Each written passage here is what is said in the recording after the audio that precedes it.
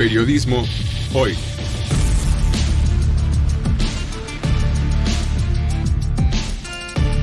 Avatares, riesgos y transformaciones del oficio de informar.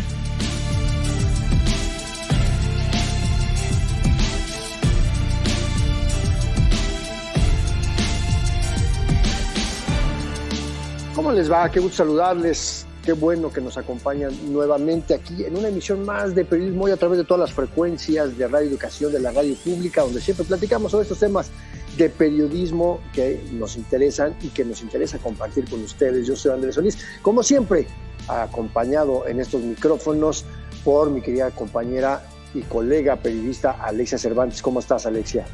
Encantada de saludarte, Andrés Solís, porque pues antes de comenzar de lleno con este espacio, con el programa de hoy, yo quiero compartirles, recordarles una noticia muy especial, y es que estamos a punto de celebrar un aniversario más de Periodismo Hoy. Ya son 5 años, ha sido, por así decirlo, un viaje lleno de aprendizaje, pero también de grandes conversaciones, pero también del compromiso de llevarles reflexiones en torno a esto, en torno al quehacer periodístico, y de hacerlo, además, de la mano de grandes periodistas. Así es, porque al final del día lo que hemos intentado hacer a través de este largo recorrido, y que esperamos que sea un poquito más largo, claro, hay esas vicisitudes administrativas, burocráticas que a veces ponen topes bastante absurdos, pero lo que queremos es seguir compartiendo, aprendiendo en colectividad, mostrando que la ciudadanía tiene derecho a que tenga mejores medios, a tener mejores periodistas, y parte de esta revisión, de esta crítica, de este vernos al espejo, pues ha sido este proyecto que desde que lo diseñó Graciela Ramírez, nuestra productora, pues así lo hemos estado impulsando. Y bueno, pues que creemos, Alexia, a reserva de lo que tú consideres, que todas estas maravillosas conversaciones que hemos tenido a lo largo de todos estos meses han sido parte fundamental para la construcción de esta nueva manera de ver el periodismo.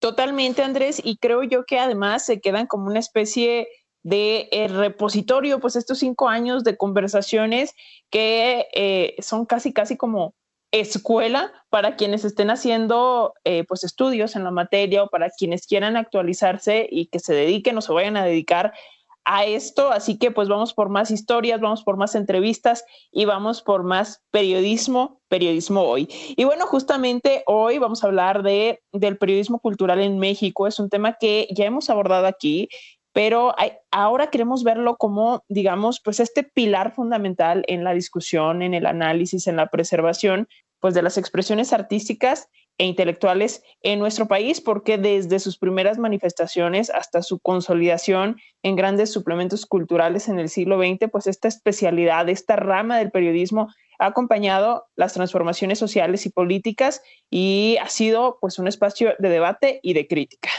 Y sin embargo, en las últimas décadas, pues lo hemos visto, la cobertura cultural pues también ha ido enfrentando diversos desafíos: la reducción de espacios en los medios tradicionales, la reducción de las propias redacciones, crisis de los suplementos impresos. Muchos grandes suplementos culturales de la prensa mexicana fueron desapareciendo a partir de los años 80. Y bueno, pues también la digitalización, la irrupción de las redes sociodigitales, que también han mostrado que hay otras maneras de poder hacer difusión cultural. Y frente a estos cambios, pues claro, el periodismo cultural se encuentra en la misma encrucijada que podría enfrentar el periodismo cultural, el periodismo deportivo, el periodismo de cualquier otra índole, Alexia. Y pues hay que adaptarnos a las nuevas narrativas y pues no perder tampoco la calidad en los contenidos, la profundidad, el rigor, es decir, pues el periodismo bien hecho.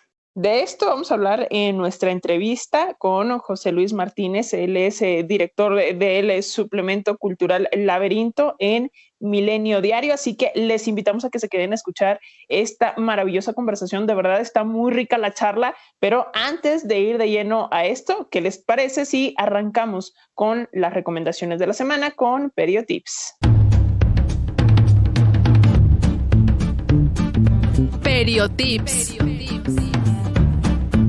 Noticias y recomendaciones de la agenda periodística de hoy.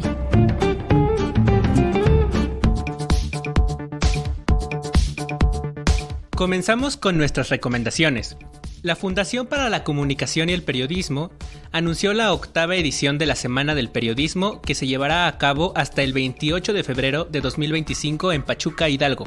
Este foro busca fortalecer la libertad de expresión, reflexionar sobre los retos actuales del gremio y reconocer la trayectoria de periodistas destacados en el Premio Funcope 2025. Contará con más de 13 ponencias y talleres donde aprenderás de política, ciberseguridad, crimen organizado y mucho más. La entrada es libre y gratuita. Para conocer el cartel de actividades, visita la página de Facebook de Fundación para la Comunicación y el Periodismo. Si te interesa cursar la maestría en Comunicación y Humanidades Digitales en la Universidad del Claustro de Sor Juana, esta información es para ti. El próximo 27 de febrero de 2025, la maestra Alejandra González Guerrero impartirá una clase informativa para las personas interesadas en cursar esta maestría. La cita de la sesión será a las 5 de la tarde en línea. El acceso es gratuito con previo registro en la página web elclaustro.mx. No te pierdas esta increíble oportunidad. Además, las clases inician hasta agosto de 2025. La Facultad de Artes y Diseño de la Universidad Nacional Autónoma de México impartirá un curso en línea de marketing digital para emprendedores. Su principal objetivo es capacitar a los alumnos para desarrollar habilidades en marketing digital, desde el uso de herramientas básicas hasta la creación de estrategias avanzadas. El curso tiene una duración de 60 horas, desde el 23 de abril hasta el 11 de junio de 2025, con sesiones de lunes a viernes. Para checar costos y más información, visita la página web educacioncontinua.fat.unam.mx. Si te encuentras egresando de la carrera de Historia del Arte o Comunicación, esta es tu oportunidad para estudiar una maestría de Periodismo y Gestión Cultural en la Escuela de Periodismo Carlos Septién García. Durante el mes de febrero, la Septién te otorga un 30% de descuento en tu inscripción. La maestría es sabatina cuatrimestral y el periodo de estudios inicia en junio de 2025 y termina el 22 de mayo de 2027. Esta maestría puede servir como opción de titulación por estudios de posgrado para algunos programas de licenciatura de otras instituciones de educación superior. Puedes consultar las bases, requisitos y validez en el sitio web posgradoseptien.mx. Gracias por su atención a esta NotiAgenda Periotips.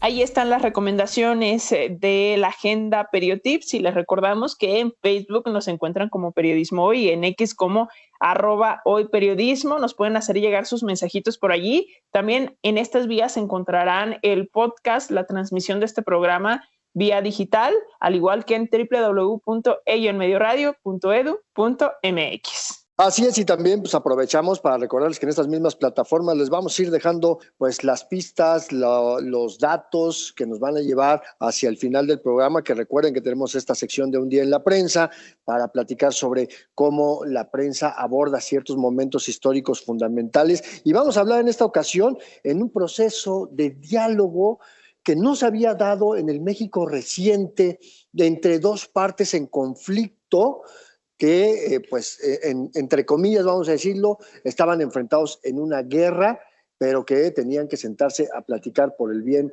de las personas involucradas. Esto fue por ahí de los años 90. Mándenos un mensaje en nuestras vías de comunicación. Mientras tanto, pues como siempre, les invitamos a que se queden y platiquen aquí en Periodismo Hoy.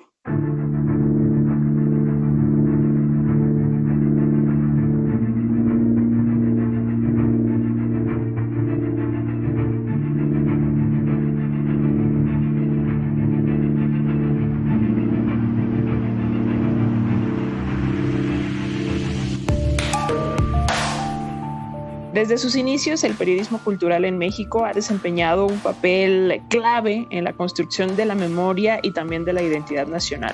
A través de la crónica, de crítica, de análisis, este tipo de periodismo ha documentado movimientos artísticos, pero también intelectuales, pero también en movimientos sociales que han marcado cada época. Sin embargo, los cambios en la industria de los medios, la irrupción de lo digital y la transformación en los hábitos de consumo también han puesto a prueba su permanencia y su relevancia, y nos preguntamos cómo ha evolucionado la cobertura de la cultura en México y qué desafíos enfrenta hoy. Para explorar este recorrido histórico y su impacto en la actualidad, contamos con la presencia de José Luis Martínez. Es una de las voces más influyentes del periodismo cultural en México, con una destacada trayectoria como director del suplemento Laberinto en Milenio Diario, y también es autor de diversas publicaciones sobre periodismo, literatura. Ha sido testigo de los cambios que han marcado pues esta rama del periodismo. Y José Luis, bienvenido a Periodismo Hoy. Qué gusto tenerte nuevamente aquí con nosotros.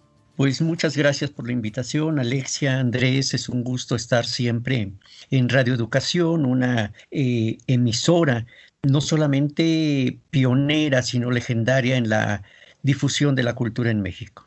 Así es, José Luis, y que además ha sido también una suerte de escuela para hacer periodismo cultural. La radio, de alguna manera, no sé tú cómo lo veas, también nos enseña cómo hacer buen periodismo enfocado a la cultura. ¿O qué opinas tú? Sí, desde luego, la tecnología siempre ha estado como una herramienta para la transmisión de información, de reflexión, de análisis, de conocimientos. Primero fue la radio, después vino la televisión, y actualmente un gran número de tecnologías que nos permiten o deberían permitirnos una mayor difusión de la cultura a través ya no solamente de los llamados medios tradicionales, sino también de las nuevas tecnologías. Oye, pero ¿qué te parece si nos regresamos un poquito en el tiempo y hablamos de pues estos primeros antecedentes del periodismo cultural en nuestro país? ¿Qué nos podrías decir, considerando que, bueno, ya en nuestra anterior charla aquí en Periodismo Hoy, ya hace algunos años, pues José Luis, hablábamos como en general de qué es el periodismo cultural y de, pues a lo mejor estas definiciones, y tocamos base para explicarle a las nuevas generaciones de periodistas cómo es que se hace y se desarrolla esta rama del periodismo, pero digamos, yéndonos ahora a la parte histórica, ¿qué nos dirías? ¿Cómo comenzó la historia del periodismo cultural propiamente en nuestro país? La historia del periodismo cultural en México comienza prácticamente con la historia del periodismo en nuestro país. La primera publicación que surge, que se da en estas tierras, que es la Gaceta de México, ya tiene lo que ahora denominaríamos periodismo cultural, evidentemente sin ese nombre. Hay información sobre fenómenos astrológicos, sobre concursos literarios, y el devenir del periodismo cultural en México ha tenido grandes exponentes a través de los siglos. No hay que olvidar que en una época muchos de nuestros héroes, de los revolucionarios en el mejor sentido de la palabra, también participaban en la prensa. Vicente Ripa Palacio, Gutiérrez Nájera, todos los decimonónicos publicaron sus obras en la prensa. No era concebible en un país tan agitado, con una sociedad siempre en vilo, que alguien se sentara a escribir un libro completo. Entonces, Altamirano y Bernardo Couto y todos estos personajes participan en diferentes publicaciones, el siglo XIX, el Renacimiento, la orquesta. Al llegar al siglo XX, pues en el Imparcial, en muchas revistas. Es decir, la genealogía del periodismo cultural en México es algo de lo que debemos sin duda enorgullecernos. No hay un solo autor, artista destacado que no haya participado en la prensa, ya sea a través de la poesía, el relato, la crónica, pero también la crítica social. Y ahí están los textos de Diego Rivera, de Alfonso Reyes, de José Vasconcelos. Es decir, esta historia se atraviesa con la historia del desarrollo del país. Van muy, muy estrechamente ligados el desarrollo y la historia del periodismo cultural en México con lo que ha sucedido en el país. Y hay momentos que no son registrados, por ejemplo, por las secciones convencionales de la manera en que son abordados por el periodismo cultural. Pongo un ejemplo. En los años 60 del siglo XX, el asesinato de Rubén Jaramillo en Morelos, él y su familia. La prensa lo toma muy por encimita y sin embargo son Fernando Benítez y Carlos Fuentes quien en el suplemento de novedades hacen la más extensa y documentada crónica de lo que fue ese crimen. Pero el movimiento del 68 y el halconazo del 10 de junio y el golpe a Excelsior, los años que estamos viviendo, todo eso ha sido documentado desde las páginas del periodismo cultural que no se restringe a las llamadas bellas artes, ni tampoco a las expresiones de la cultura popular, como lo hizo también Carlos Monsiváis, sino que abarca muchas otras cosas. Decía Fernando Benítez que todo periodismo bien escrito es periodismo cultural. Y lo mismo podemos decir ahora a través de los otros medios. En la televisión, en la radio, es imposible pensar que alguien pueda transmitir una idea o una reflexión si antes no aprende los rudimentos de la expresión. Saber expresarse bien, tejer las ideas, desarrollar los argumentos para hablar lo mismo de cine que de teatro, que de cualquier otra especialidad o de lo que está sucediendo en el país en sus diferentes momentos. Yo creo que esa pregunta es muy importante porque nos permite ver que el periodismo cultural no es algo que se hace desde la Torre de Marfil, sino algo que se gestiona y se desarrolla en la vida cotidiana. Yo quisiera preguntarte ahora, justo, ¿no? ¿Qué figuras consideras fundamentales en esta construcción histórica del periodismo cultural en México, en este apuntalamiento del periodismo cultural que nos dices, pues casi arrancó igual de la mano con el periodismo en sí, esta historia del periodismo cultural, ¿no? Ya mencionabas por ahí justo a Fernando Benítez con esta frase que me encantó y que se me quedó muy, muy grabada, ¿no? Todo el periodismo bien escrito, pues es periodismo cultural, pero ¿qué otros personajes destacarías? Bueno, hay muchos, si te refieres al siglo XX, por supuesto está Fernando Benítez con la creación de los suplementos culturales, que solamente recordamos los que él dirigió, que son México en la cultura en México, Sábado en el periódico 1+1 y La Jornada Semanal. Sin embargo, antes, cuando él dirigió el periódico El Nacional, creó su primer suplemento cultural que fue dirigido por el poeta Juan Rejano.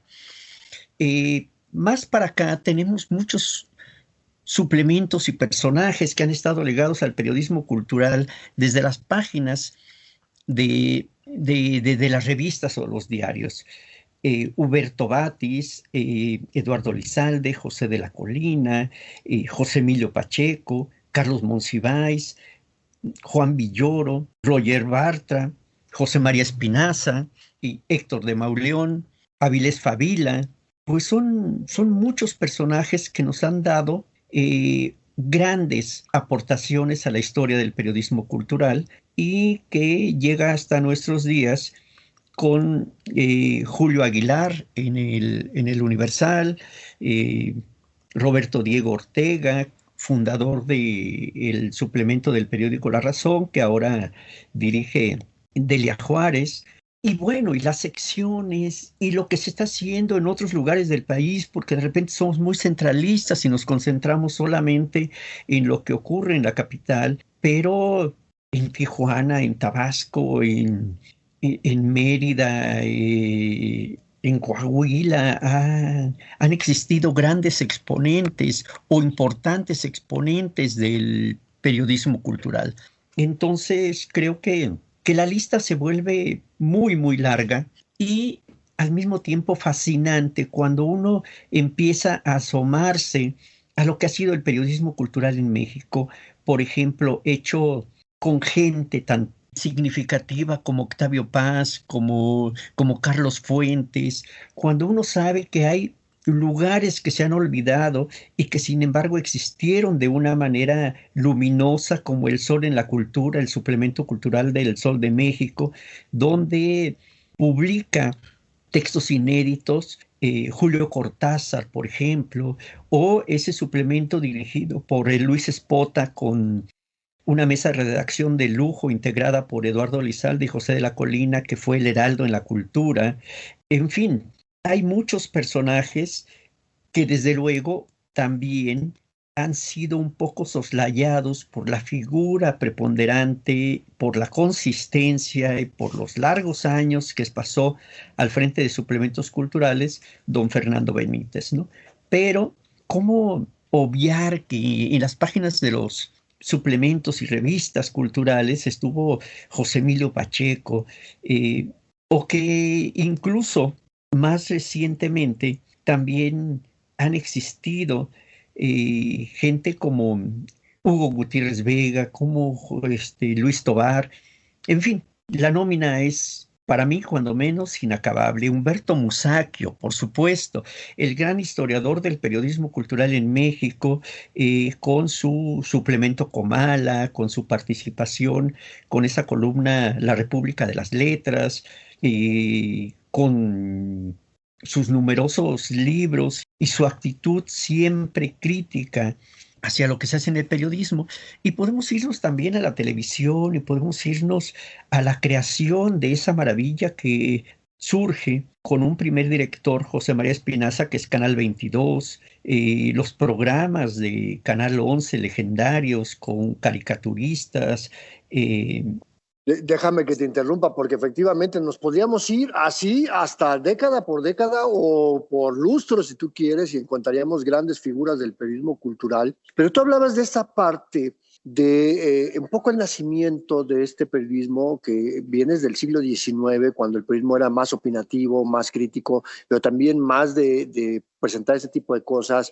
Y pues se jugaban los periódicos impresos con las hojas volantes, y luego viene la radio, y viene el cine, y la televisión, y ahora las plataformas digitales. ¿Cómo crees tú que se ha ido adaptando este periodismo cultural, estas diversas formas de expresión, de narrativas, de contar historias?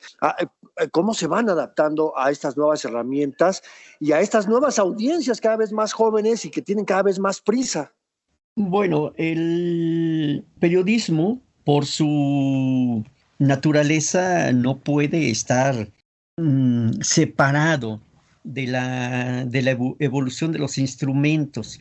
Lo que sucede es que a veces se olvida que la tecnología es el instrumental con el que se ejerce un oficio. Y bueno, ahora los muchachos que reportean prácticamente lo hacen en tiempo real, mandando sus notas escritas a través de WhatsApp,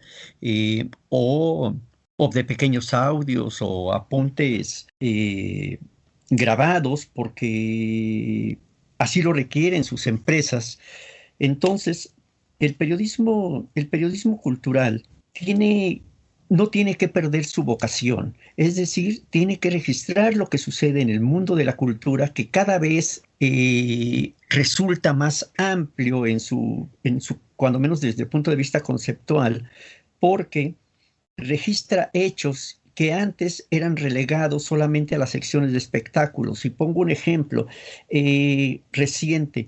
Las muertes de Tongolele y Paquita la del Barrio fueron motivo de muchos espacios en las secciones de espectáculos, pero también de crónicas y de remembranzas y de registros en espacios culturales. ¿Por qué? Porque ambas estuvieron muy, muy relacionadas, o cuando menos fueron analizadas por gente como Carlos Monsiváis. Hace una crónica espléndida de Monsiváis sobre Paquita la del Barrio, y no se diga sobre Tongolele, que fue abordada en su momento por Max Sau, por Carlos Fuentes, por Fernando Benítez, por muchos escritores, por pintores como los siameses. Arturo Guerrero y Marisa Lara. Todo esto, desde luego, puede ser transmitido a través de redes sociales, a través de TikTok, a través de X, de la radio, de la televisión. Es decir, no son más que instrumentos que no cancelan de ninguna manera la imaginación de los autores, de quien escribe, de quien realiza una pieza para poderla transmitir. Lo que yo sí veo, Andrés, es una enorme improvisación y un gran desconocimiento de muchos reporteros en cultura de las nuevas generaciones. Hay reporteros que se preparan. Nosotros tenemos en la actualidad una nómina, sobre todo en la que sobresalen mujeres como Virginia Bautista o como Janet Aguilar, como Leticia Sánchez Medel, que se preparan perfectamente para escribir sus textos, para hacer una entrevista, pero de repente vemos algunos otros que no saben ni de quién se trata cada personaje o cada suceso que van a abordar. Creo que habría que ser mucho más rigurosos antes de publicar algo, antes de difundir algo, y para eso se necesitan maestros, no de aula, sino de oficio. Y la pregunta es, ¿existen? ¿Hay actualmente gente que guía a los jóvenes? Yo me acuerdo que Jacobo Zabludowski me decía, en la radio siempre hay que repetir con quién estás hablando, porque alguien que llega no tiene la obligación de adivinarlo. Es decir, alguien que te sintoniza en determinado momento sin haber empezado la transmisión contigo. Esas lecciones, ¿quién las otorga actualmente? Cuando hay una gran improvisación y a veces, como siempre o como tantas ocasiones, se relega la información cultural. Totalmente, maestro. Así que déjame hacer una pausa para reiterarle a nuestras audiencias que estamos platicando con José Luis Martínez, con una de las voces más influyentes del periodismo cultural en México. No se vaya, hacemos una pausa y regresamos.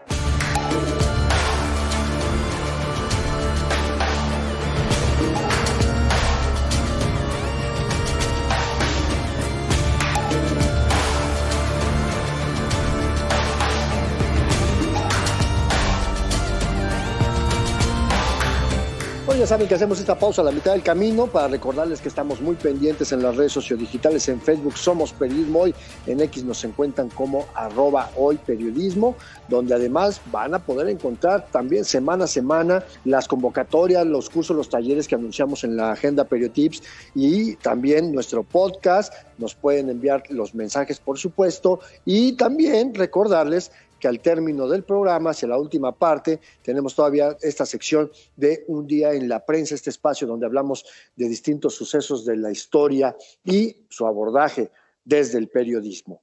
Así es, Andrés, porque en esta ocasión la cápsula de Un Día en la Prensa va a tratar sobre, pues digamos, una serie de acuerdos que en su momento buscaban el reconocimiento constitucional de los derechos de los pueblos indígenas, de su autonomía, de su libre determinación, esto por allá de 1994, y bueno, el presidente de aquellas épocas, Ernesto Zedillo, rechazó integrar estas cuestiones plenamente a la Constitución y propuso una reforma, por así decirlo, diluida respecto a estos temas, y pues no se logró aprobar esta propuesta como se planteaba y como debió haber sido desde entonces.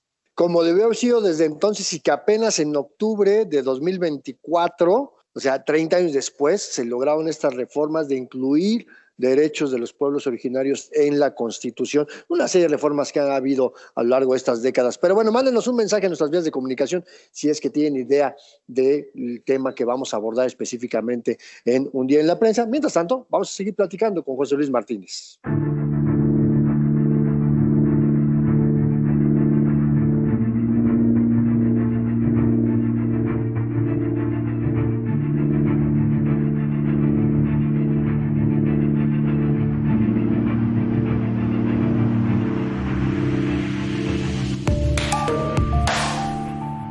Continuamos la conversación con el periodista José Luis Martínez. Él es director del suplemento Laberinto en Milenio Diario, autor de diversas publicaciones sobre el periodismo, la literatura. Y bueno, estamos hablando en torno a, pues, digamos, esta historia del periodismo cultural en nuestro país, pero también el futuro del propio periodismo cultural aquí en México. Yo quisiera preguntarte ahora, José Luis, en los últimos años, la verdad es que hemos visto en diferentes medios de comunicación reducciones en diversos espacios derivadas también de este asunto de los cambios tecnológicos, ¿no?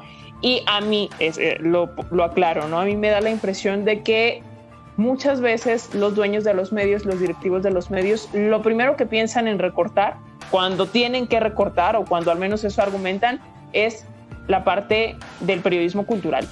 ¿Cómo lo ves? Y pues, ¿qué consecuencias tiene, digamos, de seguir en este camino de estar cortando ya sea secciones culturales o reducir su espacio, al menos en los medios tradicionales? ¿Qué nos dirías?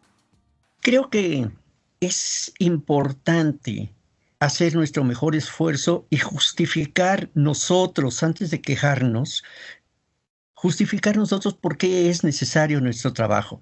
No solamente son los dueños de los medios, también son las políticas culturales. Nosotros no solamente vemos afectación en los medios privados, sino también muchas veces en los medios públicos. Entonces, hay un conjunto de factores que contribuyen a la precarización en ocasiones de nuestro oficio, no solamente en la cultura, sino en otros espacios. Pero hablando de la cultura, creo que demostrar con hechos, prácticamente como si fuéramos tecnócratas, contadores, y decir, aquí están mis resultados y aquí están mis audiencias, y por eso es importante lo que yo estoy diciendo. Y ojo, con las audiencias no estoy diciendo que tengamos un montón de links. No, hay que buscar también que nuestras audiencias sean audiencias participativas, que reflexionen, que opinen, que tengan la curiosidad por indagar más de lo que nosotros presentamos, por corregirnos, por cuestionar nuestro trabajo, porque el diálogo, que para mí sería la condición indispensable de la comunicación, del periodismo, el diálogo en estos momentos es imprescindible. Pero el diálogo, la conversación civilizada, no la bola de insultos que se sueltan en redes sociales para descalificar algo o para elogiar algo. El diálogo que el periodismo cultural exige o debería exigir es el argumento, el por qué esto, dar las razones de nuestras opiniones. Entonces, creo que es un momento muy interesante en el que además el surgimiento de las nuevas tecnologías permiten que las voces no se acallen tan fácilmente, ¿no? Hay una buena cantidad de recursos que nos permiten dialogar y exponer nuestras ideas aún fuera de los medios tradicionales. Y voy más, en los medios en general, los grandes golpes noticiosos los han dado medios independientes, que cada vez surgen más en el mundo, pero deben de surgir también con rigor y con profesionalismo. Yo empecé en este oficio en 1979 aproximadamente, y siempre aprendí algo fundamental de mis maestros: no quejarme. Si algo no me gusta, me voy. Si en algún lugar no estoy a gusto, no tengo por qué estar ahí, pues buscarme otros espacios. Y en última de las cosas, siempre hay puertas que se abren. Si uno trabaja, uno se esfuerza y demuestra que lo que hace es valioso. Claro, y porque además nuestro trabajo tiene que hablar de cada quien, ¿no? No somos periodistas solo por el medio en el que trabajamos. Primero somos periodistas por el trabajo que hacemos. Pero me lleva a preguntarte algo que aquí insistentemente platicamos en Periodismo Hoy, José Luis, que es para poder llegar a esta masa crítica, para poder tener periodistas con una capacidad de análisis, de que sean profesionales, que verifiquen, que documenten, que sustenten todo. Necesitamos regresar a las aulas y también formar estas futuras generaciones de periodistas con esa capacidad, no esperar a que lleguen a una redacción a ver qué aprenden, sino que tiene que ser un proceso formativo desde los primeros años de la universidad y, claro, ir aprendiendo como lo venimos aprendiendo cada día quienes ya estamos en el negocio. Pero ¿qué es lo que falta? ¿Por qué de repente también hay fallas en la formación de periodistas culturales en México, José Luis? Bueno, hay un problema que se repite en muchas escuelas.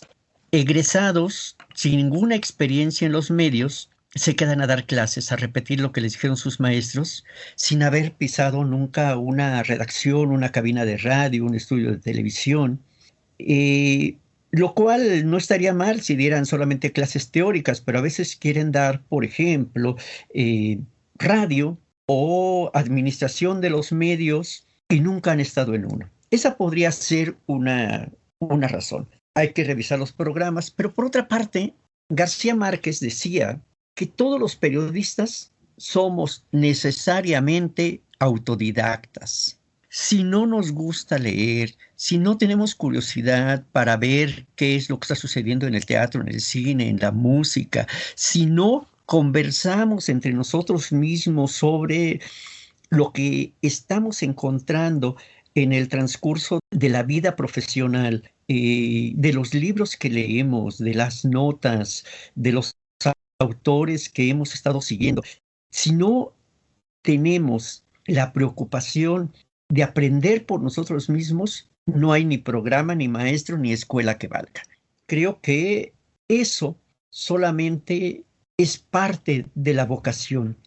Quien no tiene vocación para aprender por sí mismo, creo que está en el oficio equivocado. Híjole, totalmente. O sea, esto está como para que justamente los alumnos, las alumnas que nos están escuchando se lo tatúen, por favor. Oye, José Luis Martínez, ya estamos casi a punto de terminar esta conversación, pero no te quiero dejar ir, no te queremos dejar ir sin, pues vaya, tus predicciones, tus perspectivas, ¿cómo imaginas la evolución de este periodismo cultural en los próximos años al calor de pues estas cuestiones de las que hemos estado hablando hoy y por dónde tendría que ir esta transformación que pues ya sabes es necesaria y la propia tecnología, tú ya bien lo decías, nos impulsa y nos obliga casi a ir cambiando las narrativas? Una vez me decía Carlos Fuentes que lo que mayor prestigio nos da en el mundo es la cultura, que la cultura mexicana ha sido constante en sus creadores de todas las disciplinas. Y para dar registro de esas creaciones que no solamente en la actualidad, como ya lo hemos comentado, se centran en las llamadas bellas artes, sino que se extienden, por ejemplo, a las artesanías, a los artistas populares, alguien necesita contar esas historias. Alguien necesita contar qué sucede. No importa, como decía Bioy Casares, no importa el medio. Mientras existan historias que contar, alguien lo debe hacer. Y ese que lo debe hacer, en nuestro caso, él hablaba de los escritores, de los novelistas, eso quien lo tiene que hacer somos nosotros. Entonces, ¿cómo imagino? Imagino periodistas cada vez más diestros en lo tecnológico, muy adecuados a las exigencias de su tiempo, muy preparados, con mayor conocimiento de los idiomas, de lo que sucede en otras partes del mundo, pero con las bases sólidas que nos da la tradición. No se puede inventar nada. ¿Cómo inventas una historia que no conoces? ¿Cómo cuentas algo que ignoras completamente? Entonces, yo creo que quizá el medio se vaya depurando, quizá prevalezcan los más aptos, pero sobre todo quienes tengan una verdadera vocación, porque eso ha sido siempre este oficio en el que se han presagiado muchos finales y cada vez se renueva más. quienes vieron con espanto la aparición de las máquinas de escribir y las rotativas, y después nos rehusamos, porque yo estuve entre ellos, a usar la computadora y nos aferrábamos a nuestra máquina y veíamos el llamado sistema frío con la Composer, y ahora para nosotros mismos es imposible dejar el celular o dejar la computadora y asomarnos a la inteligencia artificial. Pues creo que es ir conviviendo con nuestro tiempo. Ningún periodista puede ser anacrónico, ninguno. Y entonces el periodista deberá ir adaptándose a su tiempo, redescubriendo y cimentando cada vez más su vocación, y aprender que su oficio de contador de historias, de notario de nuestro tiempo, como decía Cristina Pacheco, nos necesita. Y quienes tenemos el gusto por hacerlo, necesitamos ese medio maravilloso que es el periodismo cultural. José Luis Martínez, periodista, director del suplemento Laberinto del Milenio Diario, uno de los periodistas culturales que más sabe sobre el tema, que más ha trabajado sobre el tema y que sigue activo, enseñando, compartiendo su conocimiento. Como siempre, muchas gracias por el privilegio de poder tener conversaciones contigo aquí en Periodismo Hoy a través de la radio cultural, a través de Radio Educación. Pues gracias a ustedes, Andrés, Alexia, por esta oportunidad de conversar con la audiencia de Radio Educación. Gracias, José Luis.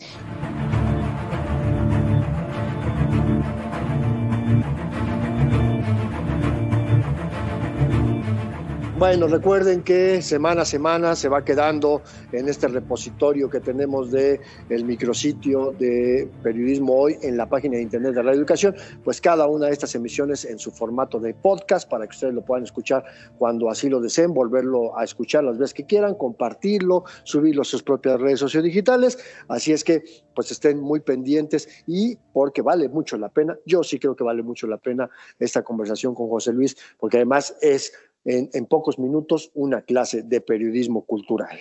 Totalmente, Andrés. Así que, pues ahí está el podcast. También lo pueden encontrar en nuestras redes sociales, en las redes sociales de Radio Educación. Y bueno, finalmente vamos, ¿qué te parece con nuestra sección Un Día en la Prensa? Este espacio en el que abordamos distintos sucesos históricos y su cobertura desde el propio periodismo. Y el día de hoy esta cápsula nos recuerda, pues, creo que es una oportunidad histórica que fue desaprovechada y que en su momento buscaba garantizar la autonomía y los derechos de los pueblos indígenas en México. Escuchen bien, ¿de qué se trata?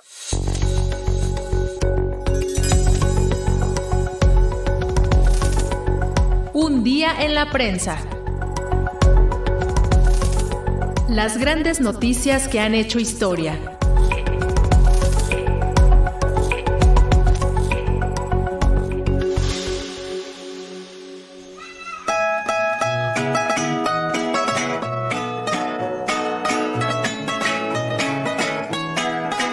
Pasaron 2 años para que el último levantamiento guerrillero en México encontrara una salida desde la negociación, aunque los resultados nunca fueron los esperados. Luego de semanas de negociaciones, finalmente el Estado mexicano y el Ejército Zapatista de Liberación Nacional firmaron los llamados Acuerdos de San Andrés el 16 de febrero de 1996.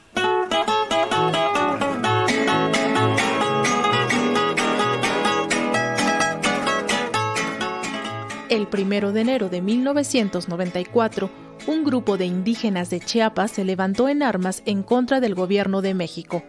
Al principio, su intención era tomar el poder y constituir un gobierno comunista.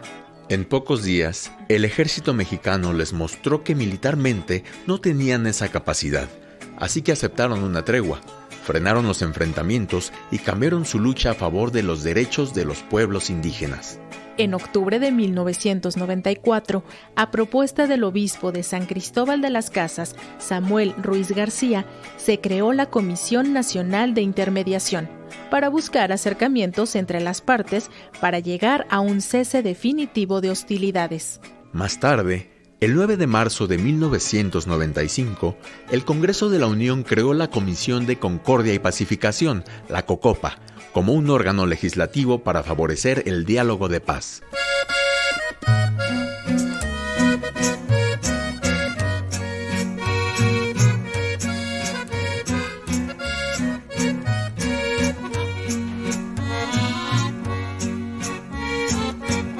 Apenas en diciembre de 1994 había tomado posesión el presidente Ernesto Zedillo Ponce de León, quien en su campaña había prometido paz para Chiapas y justicia para los pueblos indígenas. El 15 de enero, la prensa nacional documentó un primer acercamiento histórico cuando se reunieron por primera vez el líder zapatista, subcomandante Marcos, con el entonces secretario de Gobernación, Esteban Moctezuma Barragán. Sin embargo, en febrero de 1995 se vio un incremento de la presencia militar en la llamada zona de conflicto de Chiapas, con la instalación de cuarteles en la selva, instalación de retenes y recorridos de intimidación las 24 horas del día. Los zapatistas denunciaron estas acciones calificadas como guerra de baja intensidad y afirmaron que responderían de nuevo con acciones armadas en todo el territorio nacional.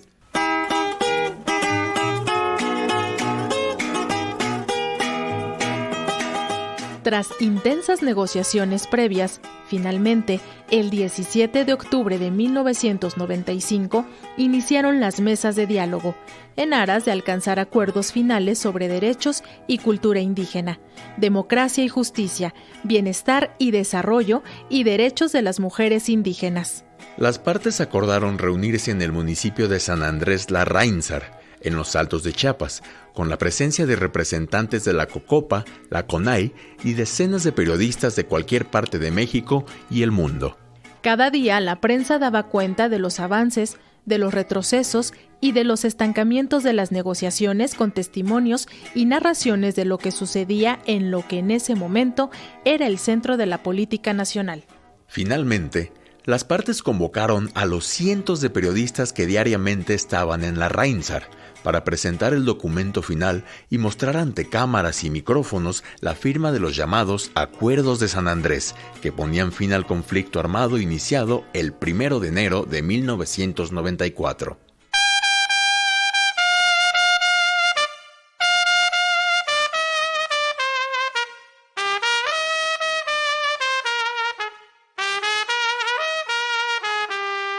A 3 décadas de distancia, los acuerdos se convirtieron en la Ley de Derechos de los Pueblos Indígenas, pero no resolvieron la miseria de las comunidades ni las consecuencias de los desplazamientos forzados por los militares en todo Chiapas. Chiapas nunca dejó de ser noticia. La violencia no se detuvo y hubo masacres como las del Bosque y Chenaló. Y hoy los pueblos son víctimas del acoso permanente de grupos del crimen organizado que operan al amparo del poder público y ante la mirada de la prensa nacional, porque la extranjera se fue poco a poco.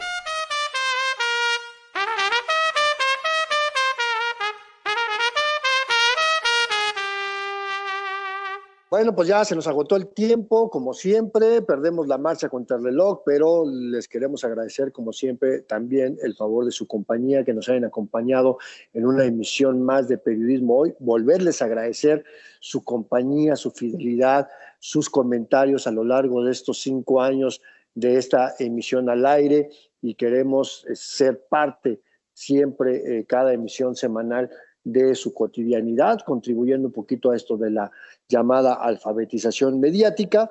Pero bueno, pues recuerden que vamos a seguirnos escuchando las veces que ustedes consideren, y mientras Radio Educación también así nos mantenga al aire.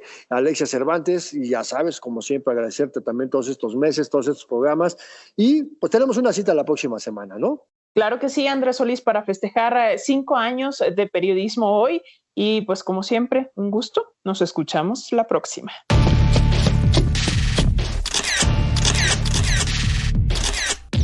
Periodismo Hoy. Periodismo es publicar lo que alguien no quiere que se sepa. Todo lo demás son relaciones públicas.